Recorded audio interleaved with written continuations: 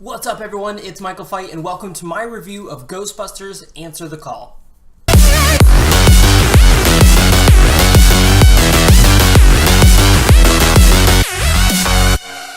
So I want to preface this by saying that I'm going to not compare this to the original as much as possible. Now, as many of you will, because the original obviously was a standard if you grew up in the 80s, 90s, 2000s, 2010s, but nonetheless, as much as remakes, obviously people want to naturally compare them to the original, I don't think you should in this case. In fact, I think you should actively not do that. Now, that being said, is Ghostbusters Answer the Call or Ghostbusters 2016 a good movie? Let's discuss. So, Ghostbusters Answer the Call stars Kristen Wiig, Melissa McCarthy, Kate McKinnon, Leslie Jones, Chris Hemsworth. So those four ladies you might recognize all from Saturday Night Live, except for Melissa McCarthy.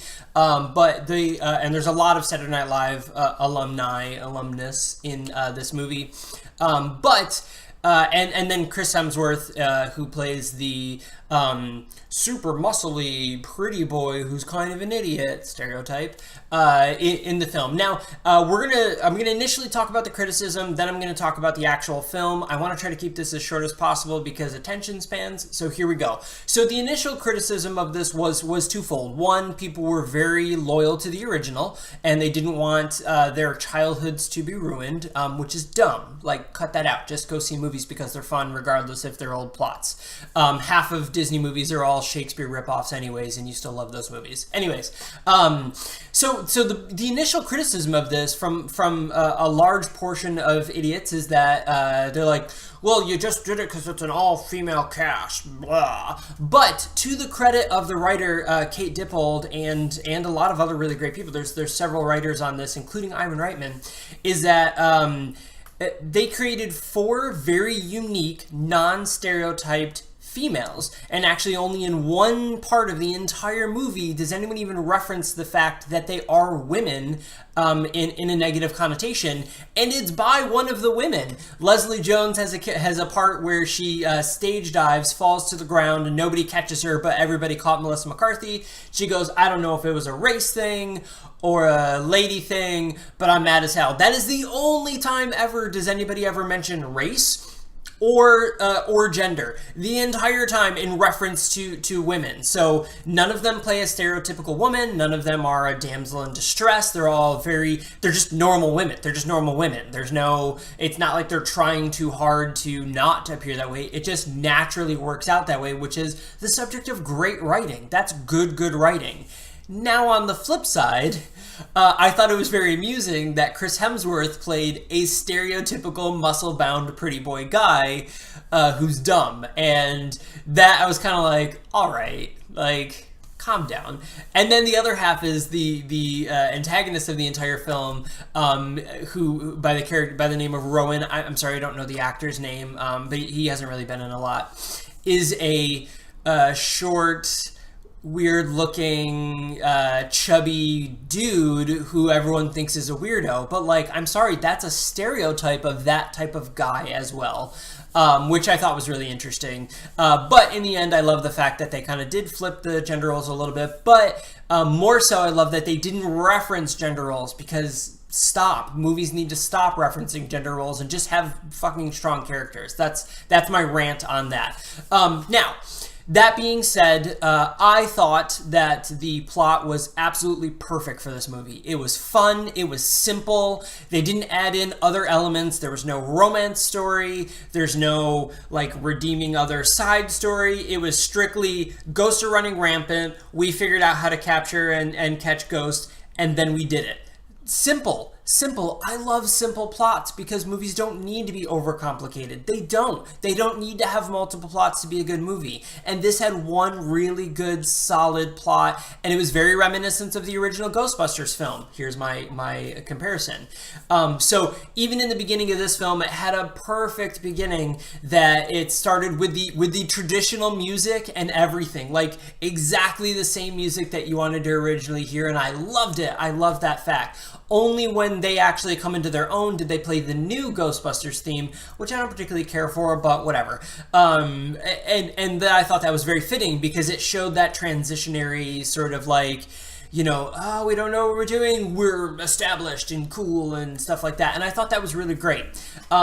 So now in my opinion, I would say about 80% of the jokes fell flat.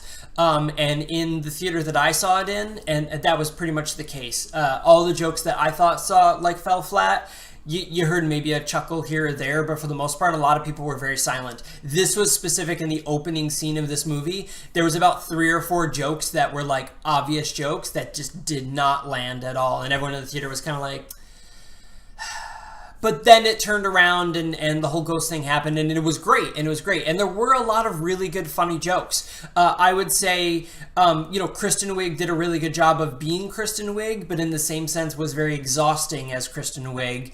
And to that sense, I think the weakest character of all of them was Melissa McCarthy. I thought she was the least funny character. I thought she had the least personality. I thought her reasoning for doing anything was kind of blah. And I would say the strongest character was Kate McKinnon as Holtzman. She kind of took over the Egon role, so to speak. And she was weird, and she said weird things. And a lot of times I was kind of like, okay, that's, you're trying too hard. But 9 times out of 10, I was like, you're great. I love your character. The one thing that I would say that this film did that the last film used Bill Murray as a plot device to make them dumb down science, is I felt more often than not they used a lot of really big words and nobody ever was like, okay, can you just tell me what you mean by that? But then again, that could have been to their positive in the fact that you didn't have to hear the line like, does anybody speak English around here? In plain English, please? Like, that typical line that's expected, like the who are you and what have you done with insert character name, like those sort of things that like need to go away or be used very sparingly. Now, there were a lot of cameos in the film. So Dan Aykroyd shows up. Bill Murray actually has a very large cameo, which I thought he was the worst cameo of all of it, which is super frustrating because I love Bill Murray. Annie Potts made her debut in it. Ernie Hudson at the end. Sigourney Weaver at the very end, which I all thought was really cool. The too long didn't read is go see the movie. Did I like it? Meh. It left a lot to be desired, strictly joke-wise. I thought that there was a lot of opportunity for really funny jokes, and they were missed. They fell flat. That, to me, is just because it was bad writing for that aspect. The plot itself is great. It's fun. It's super great. Go see the film. You're still going to have fun. Now, that being said, bring kids. Like, I think kids are going to love this movie, and I think they're going to fall in love with Ghostbusters all over again. That being said, I can't wait for my daughter to see this movie, although I think she's going to be a little scared because she's only 4, but then again, her favorite movie right now is Beetlejuice, so probably not. But anyways, guys, thanks a lot for hanging out for this. I super appreciate it. Don't forget to share with your friends because I think they might find this very interesting and informative, and also don't forget to stay after the credits, especially if you were a fan of the original Ghostbusters film. You may find that there was a really great nod and possibly foreshadowing to future films, because there are going to be many future films. I guarantee there will at least be 2 more. All right, guys, thanks a lot for joining me. I see you later. Goodbye.